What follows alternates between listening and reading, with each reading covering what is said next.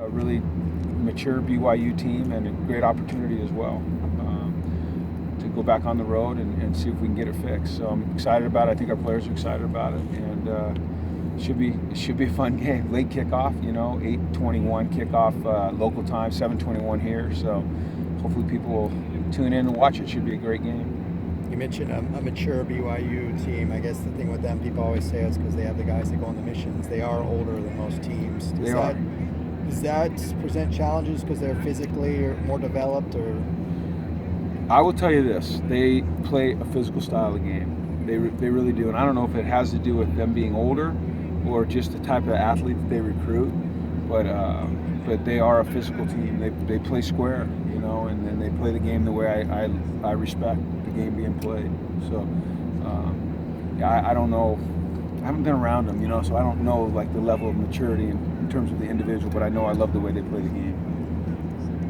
For a late game like that, do you compensate? Do you do anything to plan for that when it's late?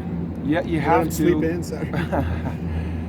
We try to remain consistent with our pregame routine, no matter what time the kickoff is.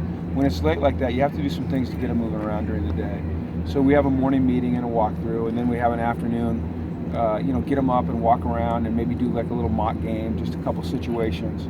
Just so they're not laying around all day. The one thing I do like them to do is I like them to be able to sit around and watch college football. So I think that gets their mind going a little bit. I think they see situations. I think they get inspired. Hopefully they can relax when they're doing it, so they're not getting worked up. But we play. I like night games. I like night games. I like the day to watch college football, and I like the atmosphere at night. So I think our players do as well. So you'll actually spend the day watching other games as well? I mean, I have stuff to do, and but I'll watch. I won't like zone in and watch the whole game, but I'll check and see what's going on. Certainly, yeah. Was it like? Go ahead. Well, I was just going to ask about the status of Boss. He's got a boot on his left. Yeah, I know.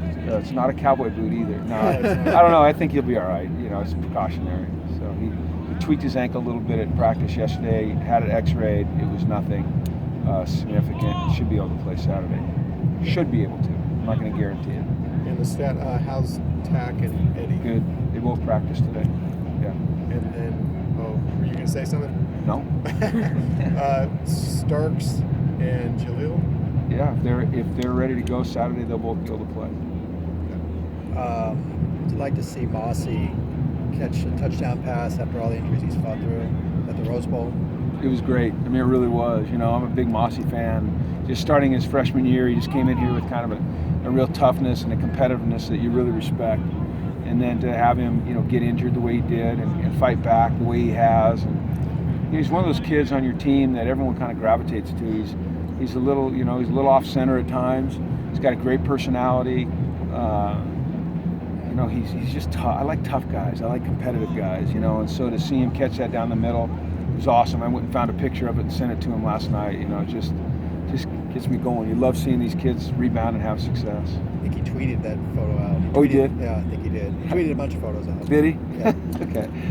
They go to Flickr, and there's a couple sites on Flickr, and I always get a kick on Monday out of going to all their Instagram pages and seeing all the photos they found of themselves. It's fun for me. When you say he's off center, is he just offbeat personality, or what is that? Yeah, I just kind of, I don't mean that negatively when I say offbeat. I mean, he's just, he kind of, that cliche, beats his own drummer. He just, he loves life, and he always kind of has something to say, and he's very respectful, but he's funny, and he's got a little edge to him at times. I just really enjoy the kid. I think he's awesome. This is a little bit off topic, but do you have any general thoughts on the California schools all having to play each other every year, as opposed to kind of rotating through the schedule like you would with other teams from the north? You're right. I haven't thought of that. I probably didn't even know it. I really don't pay attention to much of that because I can't control it. So I just choose to focus on the things I can control. So I'm sorry. I don't even think of that stuff. Yeah. There's been some other coaches in California who've had some statements about it. So just I just don't think of that. I'm sorry. How familiar are you with their defensive their former defensive, who's now their head coach, Gattani? Pretty familiar. Watching the film, it's interesting because we have to watch some Oregon State film and watch BYU film and try to figure out what they're doing. And the two teams they played this year are not necessarily similar to us offensively. When you look at Arizona and Utah, you see more, the fast-paced, spread out, zone read stuff. So, we've had to go back and look at some Oregon State against more traditional type offenses and see what they might do. I think anytime you get in a game like this where you're not quite sure what they're going to do, and it's early in the season, as I've said to you guys before, you have to trust your rules.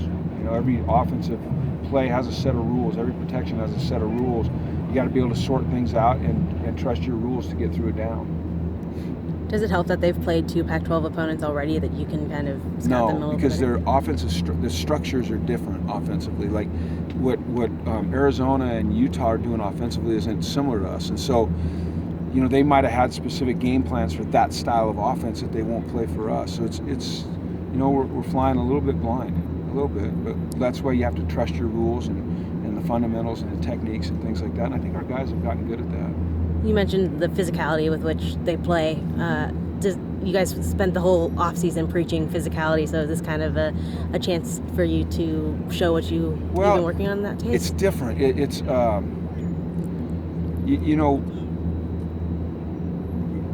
they just play hard.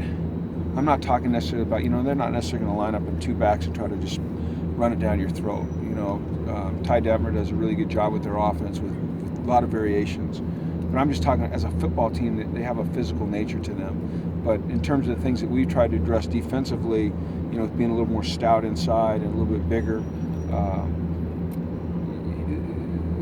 there'll be some plays in there where that will matter. There'll be some plays where it won't. It's just they're disciplined and they're physical. 2 games in, Kennedy Palomalo hadn't really called games as an OC. Now 2 games in, what's your opinion on how he's been managing your game? I'd give him an A+. I really would. I have the luxury of being on the headphones and listening to the process that he's going through when he calls a play, and the demeanor and the confidence with which he calls it, and the certainty with which he calls it. I think that the work that he does during the week with our staff and with our players enables him to call a good game on Saturday. Our players know what's coming in. They know by situation what we're going to call, so they're fully prepared. And that doesn't mean it's going to execute. The defense is going to have something to do with our execution at times as well. But I think he's just been really, really, really good. He knows why he's calling the plays that he's calling, and the players know why he's calling the plays that he's calling, and that makes a big difference. I've always thought that if the players had an idea why something was being called, they had a better chance of executing rather than just calls coming in out of the air. BYU went for the win against Utah. They went for 2 and didn't make it. As a fellow coach, when you're watching that reaction or that aggressiveness or just the decision to go for it rather than kick and go on, what's your reaction? It's gutsy. Jack Del Rio did it Sunday, and it paid off down in New Orleans, and it's gutsy. I think you as a coach, you get in a game like that, and you just have to trust your instincts at that time. And you have to make sure that, you're making a smart decision, but you got to trust your instincts. And if it works, it's awesome. If it doesn't, you have to live with it, but you trust your instincts. The NFL overtime's a little different, so it changes the numbers, but ESPN had a thing that they were 51% to win if they kicked the extra point, 44 by going for 2. Do you look at the analytics on those sorts of things, or is it just a gut thing? I thought that Jack's answer was ideal. It's a good thing ESPN wasn't coaching the Raiders that day.